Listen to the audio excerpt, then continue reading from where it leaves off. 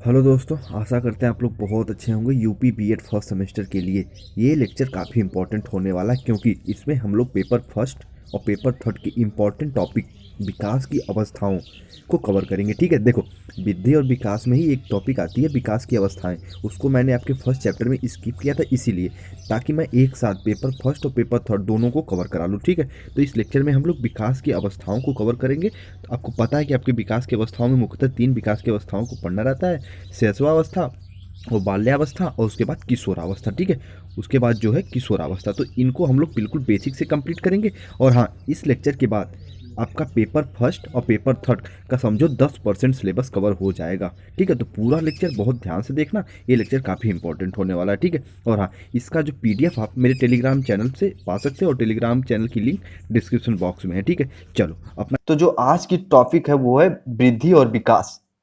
वृद्धि और विकास यानी ग्रोथ और डेवलपमेंट।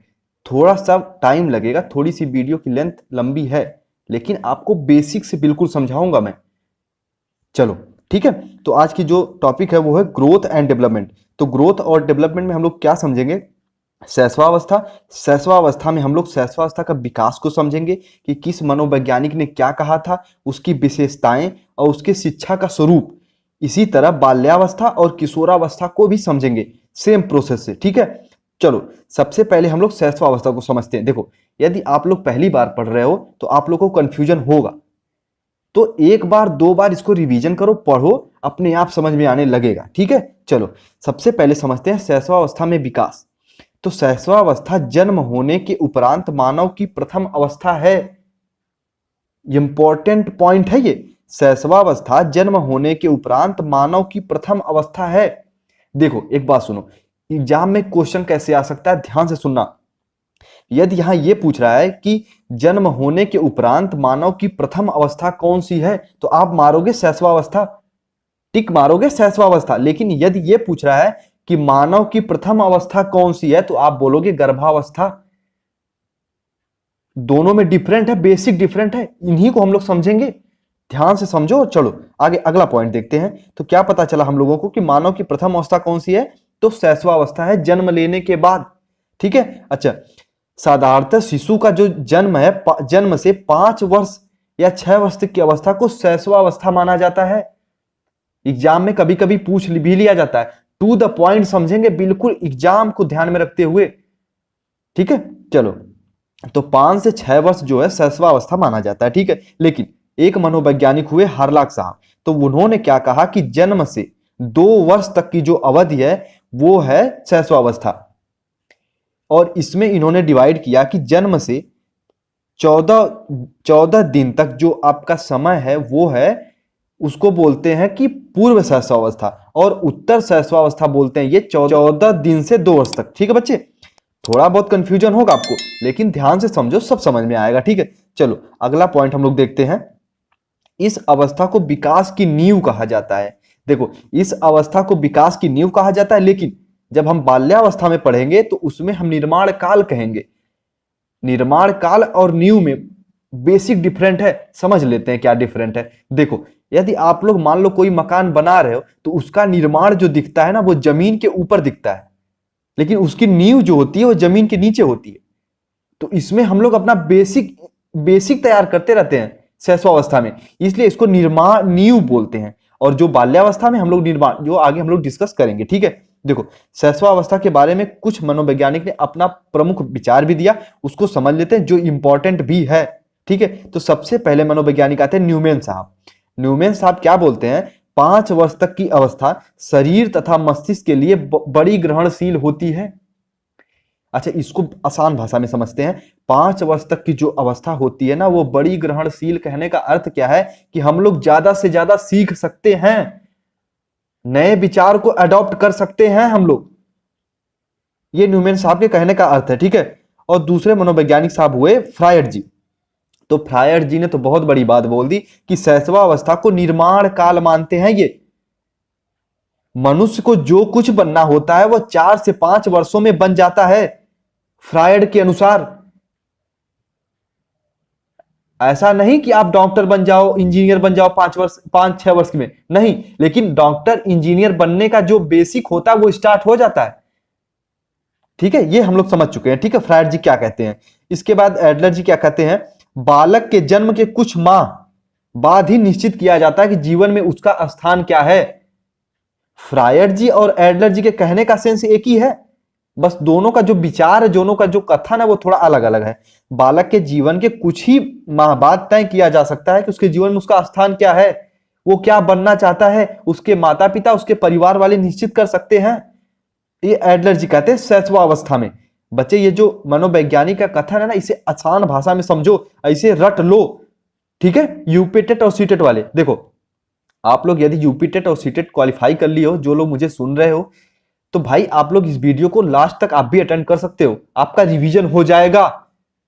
ठीक है, समझ लो। चलो, स्ट्रैंग के अनुसार क्या है कि जीवन के प्रथम 2 वर्ष में बालक अपने भावी जीवन का शिलान्यास करता है, और यद्यपि किसी आयु में परिवर्तन हो सकता है, परंतु उसकी प्रवृत्तियां और प्रतिमान सदैव बने रहते हैं। शैशवावस्था में जिसका जैसा उसका नेचर रहता है वो सेम रहता है, उसके गुण बदल सकते हैं थोड़ा बहुत, लेकिन प्रवृत्तियां और प्रतिमान सदैव समान रहते हैं। ये स्ट्रैंग साहब की बहुत बड़ी बात है, एग्जाम में पूछ भी लिया जाता है। देखो, सीडीपी को, बाल मनोविज्ञान को हम लोग व्यवहार के रूप में समझेंगे। बिल्कुल, ये समझो कि आपके सामने एक बच्चा है। ठीक है, चलो आगे समझते हैं शैशवावस्था की प्रमुख विशेषताएं। ठीक है, शैशवावस्था की प्रमुख विशेषताएं क्या क्या हैं। ठीक है बच्चे, देखो ये पॉइंट वाइज आप लोग इसको याद कर लीजिएगा, चाहे इसे आप लोग व्यवहारिक ज्ञान के रूप में इसको अटैच करके याद करो, लेकिन इसे आप लोग याद करो, ये इंपॉर्टेंट पॉइंट है। ठीक है, चलो क्या है, सबसे पहले हम लोग समझते हैं कि शैशवावस्था की प्रमुख विशेषताएं।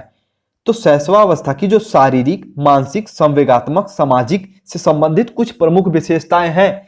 एक बात और सुनो, शैशवावस्था की ये विशेषताएं तो हैं, आप बाल्यावस्था में जाओगे, किशोरावस्था में जाओगे तो सेम यही विशेषताएं मिलेंगी, बस थोड़ा बहुत अंतर रहेगा। क्या अंतर रहेगा, इसमें शारीरिक विकास थोड़ा कम रहेगा, उसमें दृढ़ता नहीं रहेगी, उसमें लचीलापन रहेगा, और आप जब आप बाल्यावस्था में जाओगे इसमें थोड़ा सा अपडेट हो जाएगा, बस यही अंतर है। और कुछ कुछ पॉइंट हैं जिनका आप लोग को ध्यान रखना है, एकदम आसान भाषा में समझते हैं। और हाँ, पेशेंस बनाए रखो यार, एक बार में कोई चीज समझ में नहीं आती है। और हाँ, इसको मैं अपने फोन से शूट कर रहा हूं, तो यार थोड़ा बहुत अगर आपको वीडियो की क्वालिटी में आपको दिक्कत आती है तो आप मैनेज कर लेना यार, पर हाँ कंटेंट में कोई प्रॉब्लम नहीं होगी। एक बार सब्सक्राइब करते चलो, और हाँ चलो आगे से लाइक कर दो यार। चलो, शैशवावस्था की विशेषताएं समझते हैं कि सबसे पहले शारीरिक विकास में तीव्रता। एग्जाम में भी पूछता है कि किस अवस्था में शारीरिक विकास में सबसे तीव्रता होती है अपेक्षाकृत अन्य अवस्थाओं के, तो भैया शैशवावस्था में वो तीव्रता होती है। आपका विकास बहुत तीव्र गति से होता है, प्रथम 3 वर्ष में विकास तीव्र गति से होता है। ठीक है, चलो, और उसके बाद मानसिक क्रियाओं में तीव्रता। मानसिक क्रियाओं में तीव्रता होने लगती है, बालक चीजों को समझने लगता है, लेकिन मानसिक क्रियाओं में तीव्रता यहां हो रही है, लेकिन जब आप बाल्यावस्था में पढ़ोगे तो वहां पे बच्चे तर्क वितर्क भी करने लगते हैं, लेकिन यहां पे मानसिक क्रियाओं में तीव्रता, बालक थोड़ा बहुत सोचने भी लगता है। तो एग्जाम में पूछता है कि मानसिक क्रियाओं में तीव्रता किस अवस्था में होती है, तो भैया शैशवावस्था में। बेसिक सा थोड़ा बहुत डिफरेंट होता है, लेकिन उन पॉइंटों को आपको समझना पड़ेगा अगर सीडीपी में आप लोग 30 नंबर में 25 प्लस जाना चाहते हो तो। ठीक है, चलो, और सीखने की तीव्रता, भाई शैशवावस्था है, सीखने की तीव्रता तो हो ही सकती है, क्योंकि सबसे पहले हम लोग जन्म के बाद जो कुछ भी सीखते हैं उसमें तीव्रता तो रहेगी रहेगी। तो सीखने की तीव्रता। कल्पना, भैया ये कल्पना बाहुल्य है, ये शैशवावस्था में कल्पना बहुत ही रहती है, बच्चे कल्पनाशील होते हैं। जो आगे कई मनोवैज्ञानिकों ने शैशवावस्था का जो दूसरा रूप बताया वो किशोरावस्था, क्योंकि कल्पना का थोड़ा बहुत लक्षण किशोरावस्था में भी पाया जाता है, जो हम लोग आगे डिस्कस करेंगे। दोहराने की प्रवृत्ति, बालक दोहराने में एक आनंद प्राप्त करते हैं, एक खुशी प्राप्त करते हैं, कुछ न कुछ सीखते हैं दोहराने से। जैसे उनके परिवार, उनके माता पिता करते हैं वैसे वो दोहराने का प्रयास करते हैं, उनकी भाषा, उनकी वाणी। दूसरों पर निर्भरता, ये तो 100% है भैया, दूसरों पर निर्भरता। शैशवावस्था में बालक 100% दूसरों पर निर्भर रहता है, खासकर अपने माता पिता पे। ठीक है, अनुकरण द्वारा सीखने की प्रवृत्ति, दोहराने की प्रवृत्ति और अनुकरण द्वारा सीखने की प्रवृत्ति में बेसिक सा डिफरेंट है। इसमें बच्चे देख के आपको सीख जाते हैं, जो उनके पेरेंट्स, उनके गार्जियन, उनके माता पिता, उनके परिवार वाले करते हैं, जैसा जैसा बच्चे देख के सीखना प्रारंभ कर देते हैं, एक अपना वातावरण स्टार्ट कर देते हैं। इसीलिए तो इसे निर्माण काल नींव बोला जाता है। इसीलिए शैशवावस्था को नींव बोला जाता है, क्योंकि बच्चे इसमें अपना बेसिक इंफ्रास्ट्रक्चर तैयार करते हैं। और उसके बाद आता है मूल प्रवृत्त्यात्मक व्यवहार। ये तो इंपॉर्टेंट है भैया। बच्चे जो कुछ सीखते हैं शैशवावस्था से स्टार्ट करते हैं, ठीक है। संवेगों का प्रदर्शन, बच्चे जन्म लेते हैं, उसके बाद हाथ पैर पीटना, चिल्लाना, रोना आदि क्रियाएं शुरू कर देते हैं। तो शैशवावस्था में संवेगों का प्रदर्शन स्टार्ट हो जाता है। स्वप्रेम की भावना इंपॉर्टेंट विशेषता है शैशवावस्था की, स्वप्रेम की भावना। बालक खुद के खिलौने से, खुद के अंग से खुद के प्यार करता है, खुद के चीजों को समझता है। तो स्वप्रेम की भावना जो कि जाके किशोरावस्था में बदल जाती है, ठीक है। चलो, नैतिक भावना का अभाव इंपॉर्टेंट पॉइंट है भैया, पूछ भी लिया जाता है एग्जाम में। नैतिक भावना का अभाव का अर्थ क्या है कि बच्चों को क्या गलत है क्या सही, इसका सीखने का, इसको समझने का कोई सेंस नहीं होता है। इसीलिए तो बच्चे को जिस दिशा में चाहो उसमें मोड़ सकते हो। परिवार का अच्छा अगर मिलेगा वातावरण तो बच्चा एक अच्छा तैयार होगा, गलत वातावरण मिलेगा तो बच्चा गलत ही तैयार होगा, ठीक है। चलो, इसीलिए देखते हैं आप बड़े बड़े कॉलेज में काउंसलिंग लगती है बच्चों की, पेरेंट्स मीटिंग होती है, जो एक अच्छा रोल प्ले करता है, ठीक है। सामाजिक भावना का विकास, 3 वर्ष के एबव जब बालक जाता है तो सामाजिक भावना का विकास भी प्रारंभ हो जाता है, ठीक है। और उसके बाद प्रत्यक्षात्मक अनुभव द्वारा सीखना, बच्चे जो भी उनके सामने है उससे सीखते हैं, उसको देखकर सीखते हैं बच्चे, ठीक है। चलो आगे समझते हैं दूसरों के प्रति रुचि। बालक जैसे ही 3 वर्ष या 2 वर्ष के ऊपर जाता है, खासकर 1 वर्ष के ऊपर भी दूसरे बच्चों के प्रति रुचि दिखाने लगता है, उनके साथ खेलना स्टार्ट कर देता है, ठीक है। चलो, स्कीनर ने तो कहा था कि 1 वर्ष का बालक होने से पूर्व अपने साथियों में रुचि व्यक्त करने लगता है, अपने साथियों के साथ रहना पसंद करता है स्कीनर जी। भैया स्कीनर सीडीपी के क्षेत्र में जो स्कीनर को नहीं पढ़ा है समझो अभी अधूरा है, जो कि मैं इस पे भी वीडियो लाने वाला हूं, जो कई मनोवैज्ञानिक हैं इन पे आधारित वीडियो लाऊंगा, जो एक कंप्लीट सेशन होगा। यह टोटल 7 से 8 लेक्चर होगा सीडीपी स्पेशल का सीरीज, जिसमें हम लोग टोटल सबको कवर करने का प्रयास करेंगे, ठीक है। छोटे छोटे पॉइंट्स को उठाएंगे और कंप्लीट डिस्कस करेंगे। चलो, फ्रायड अन्य मनो जो वैज्ञानिक थे वो शिशु के प्रेम भावना को काम प्रवृत्ति पर आधारित मानते हैं।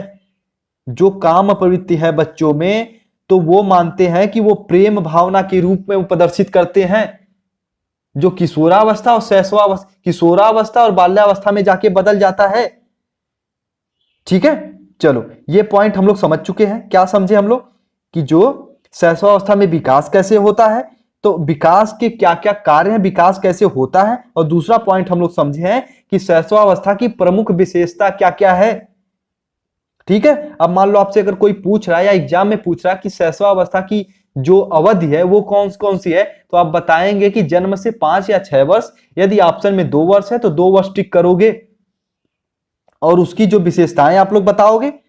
नहीं समझ में आता है वीडियो को एक बार रिवाइज करो, अच्छे से देखो समझो, ठीक है। उसके बाद शिक्षा का स्वरूप देखते हैं, शैशवावस्था में शिक्षा का स्वरूप। तो देखो, शैशवावस्था में शिक्षा का जो रूप है, तो शिक्षा की दृष्टि से मानव जीवन में शैशव काल बहुत ही महत्व है। बालक विद्यालय तो नहीं जाता है, लेकिन घर से, अपने परिवार से, अपने वातावरण से बहुत कुछ सीखता है। वैलेंटाइन ने तो इसे सीखने का आदर्श काल कहा है, ठीक है। इसे आप लोग याद कर लो, इनके कथन को। वाटसन जी ने भी अपना विचार व्यक्त किया। वाटसन जी कहते हैं कि शैशवावस्था में सीखने की सीमा और तीव्रता विकास की किसी और अवस्था की तुलना में सबसे प्रबल और सबसे अधिक होती है। वाटसन जी की यह कथन भैया आप लोग याद कर लीजिएगा, ठीक है। चलो अब अगला पॉइंट देखते हैं। शैशवावस्था में शिक्षा के परिप्रेक्ष्य से निम्नलिखित पॉइंट को अवश्य अडॉप्ट करना चाहिए। जो शिक्षक हैं, जो पेरेंट्स हैं, जो माता पिता हैं, वो बालक में इनका प्रोत्साहन देना चाहिए, इन गुणों का। उनका आगे चलो डिस्कस करते हैं। तो सबसे पहला पॉइंट है स्नेहपूर्ण व्यवहार। बच्चे इसको ज्यादा समझाने की आवश्यकता नहीं है, इसको बस पॉइंट वाइज मैं टिक करता हूं, ठीक है। फिर अगले पॉइंट पे चलते हैं, वरना वीडियो काफी लंबी हो जाएगी यार। और इतना तो मुझे पता है कि इसमें से कुछ स्टूडेंट हैं जो अच्छे से समझेंगे, पर कुछ स्टूडेंट जो हैं वो अपना पेशेंस खो के वीडियो को छोड़ के चले जाएंगे। भैया वो भटकते ही रहोगे आप लोग, वरना वीडियो को लास्ट तक देखो। चलो, जिज्ञासा की संतुष्टि। बच्चे इसमें से प्रश्न पूछते हैं, क्या जैसे प्रश्न, जैसे मान लो आपके घर में कोई पंखा है, तो बच्चे ये नहीं पूछेंगे कि पंखा चल कैसे रहा है, बच्चे ये पूछेंगे ये है क्या। लेकिन जैसे ही आप बाल्यावस्था में जाओगे, ये क्या से बदल जाएगा क्यों में। ठीक है, आगे डिस्कस करेंगे। वास्तविकता का ज्ञान। बच्चों को वास्तविकता का ज्ञान देना चाहिए, यह इसकी विशेषता नहीं है, यह शिक्षा का स्वरूप है। शिक्षा में इसको अडॉप्ट करना चाहिए, बालक को ऐसे सिखाना चाहिए। ठीक है, व्यक्तिगत स्वच्छता का शिक्षा, ये तो सभी जानते हैं। मूल प्रवृत्तियों को प्रोत्साहन। बच्चे की अगर मूल प्रवृत्तियों को आप दबाएंगे तो गलत प्रभाव पड़ेगा, ये आप लोग समझ जाइए। एग्जाम में पूछता भी है कि क्या बच्चों की मूल प्रवृत्तियों को शैशवावस्था में दबाना चाहिए, तो भैया नहीं। पालन पोषण, ये सबसे इंपॉर्टेंट है, पालन पोषण। ठीक है, इसका ध्यान रखो शैशवावस्था में, ये एग्जाम में भी पूछता है। आत्मनिर्भरता का विकास। बच्चों को 3 वर्ष के ऊपर जाने पर सिखाना चाहिए कि वो आत्मनिर्भर कैसे बने।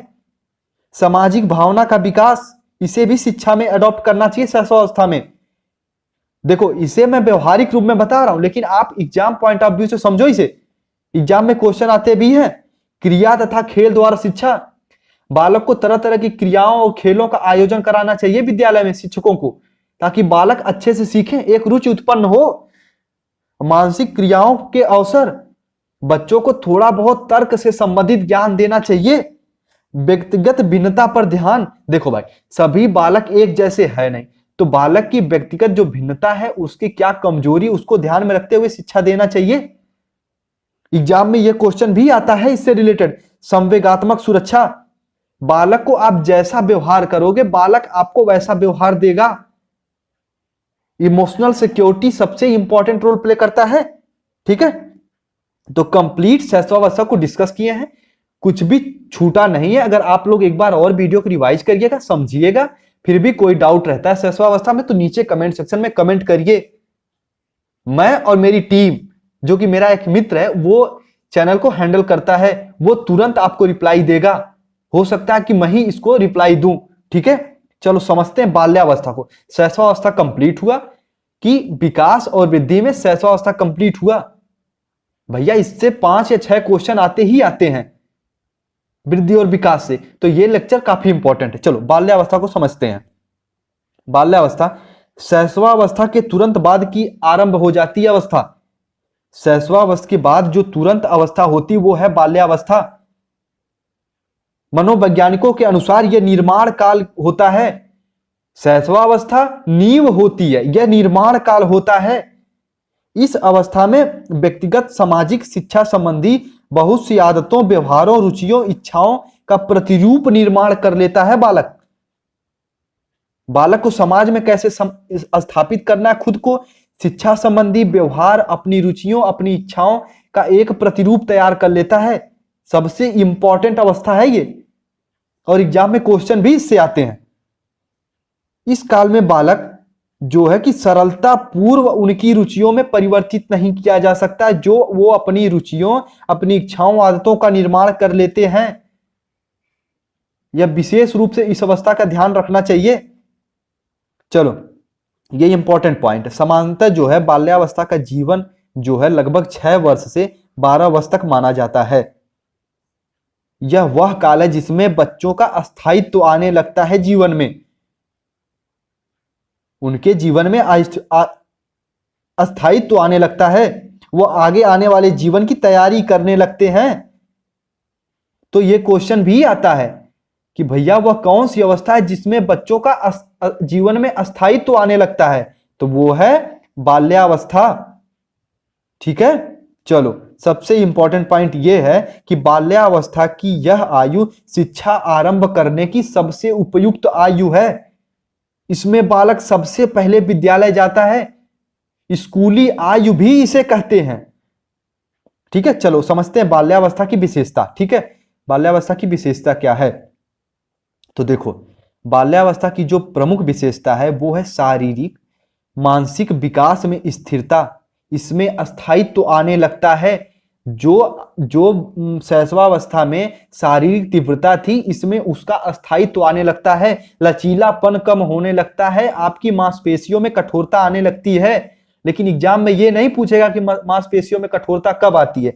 ये जरूर पूछ सकता है कि बाल्यावस्था में या फिर किस अवस्था में अस्थायित्व आने लगता है। तो भैया वो है बाल्यावस्था। प्रमुख विशेषता में शारीरिक और मानसिक विकास में स्थिरता है। मानसिक योग्यताओं का विकास, बालक तर्क करने लगता है। बालक आपसे क्या से क्यों क्वेश्चन पूछने लगता है।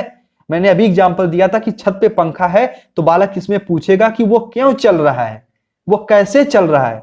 लेकिन शैशवावस्था में सिर्फ इतना पूछेगा कि वह क्या है।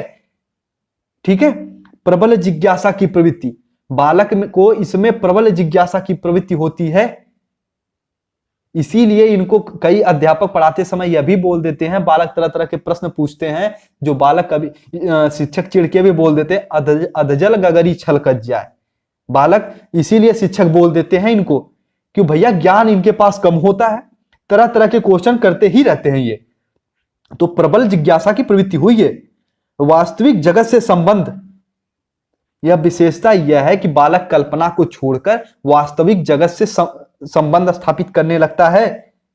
बाहर घूमने फिरने लगता है। आत्मनिर्भरता की भावना, शैशवावस्था में बालक 100% अपने माता पिता पर निर्भर रहता है, लेकिन बाल्यावस्था में बालक अपने माता पिता से निर्भरता को कम करता है और स्वतः जो आत्मनिर्भर बनने लगता है।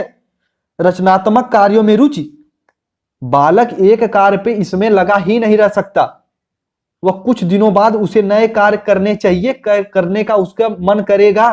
तो रचनात्मक कार्यों में रुचि किस अवस्था में प्रारंभ होती है? तो बाल्यावस्था में।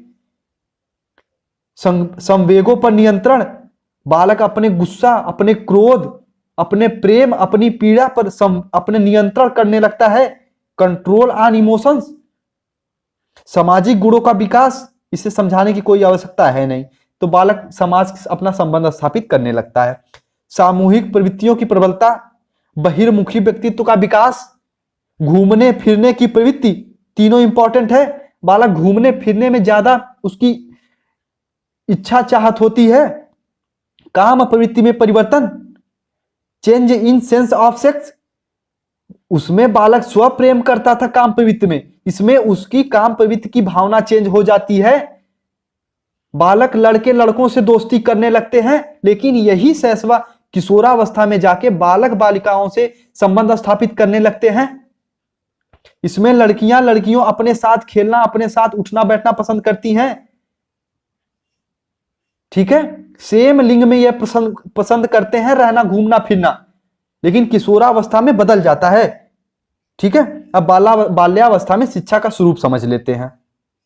तो देखो भाई, बाल्यावस्था में बालक के शिक्षा का स्वरूप निर्धारित करते समय निम्न बातों का ध्यान रखना चाहिए। ठीक है, जो इंपॉर्टेंट है बस पॉइंट आज आप समझो।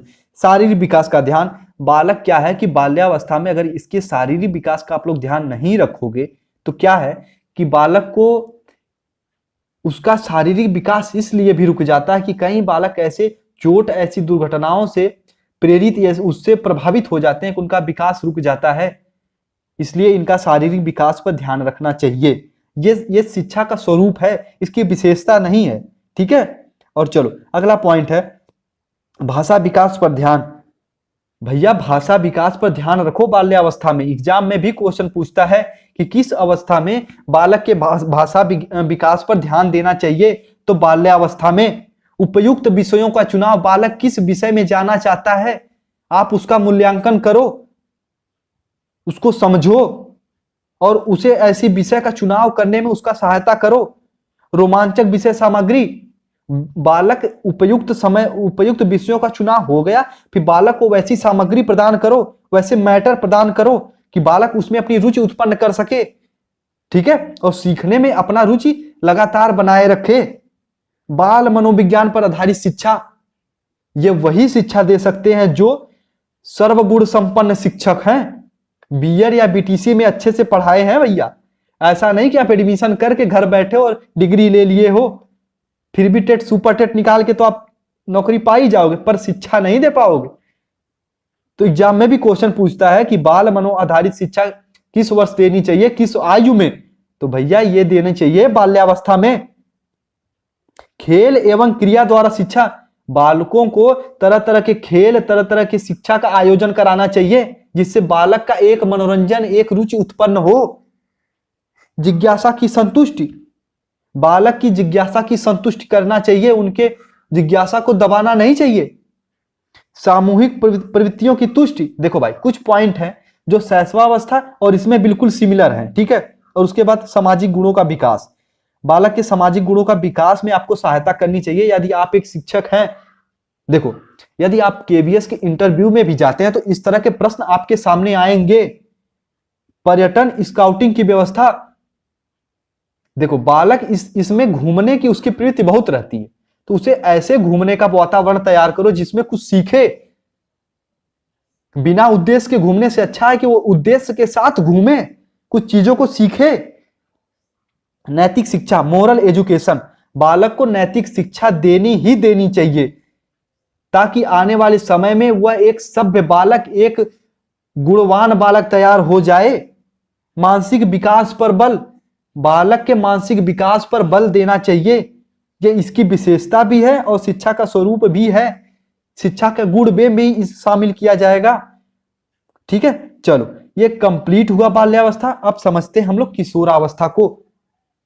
कंप्लीट किशोरावस्था को समझेंगे तो देखो किशोरावस्था जो है, इससे कभी कभी बार क्वेश्चन भी आ जाता है कि इसे अंग्रेजी में क्या कहते हैं, तो भैया एडोलसेंस कहते हैं, जो लैटिन भाषा के एडोलिसियर से बना है, जिसका अर्थ होता है परिपक्वता की ओर बढ़ना, टू ग्रो टू मैच्योरिटी।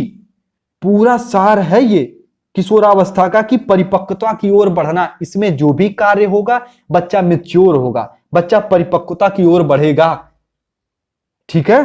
चलो किशोरावस्था वह अवस्था है जिसमें बालक परिपक्वता की ओर बढ़ता है, जिसकी समाप्ति पर वह बालक परिपक्व व्यक्ति बन जाता है। इंपॉर्टेंट पॉइंट है, 12 से 18 वर्ष की आयु के बीच की अवधि को किशोरावस्था माना जाता है, ठीक है।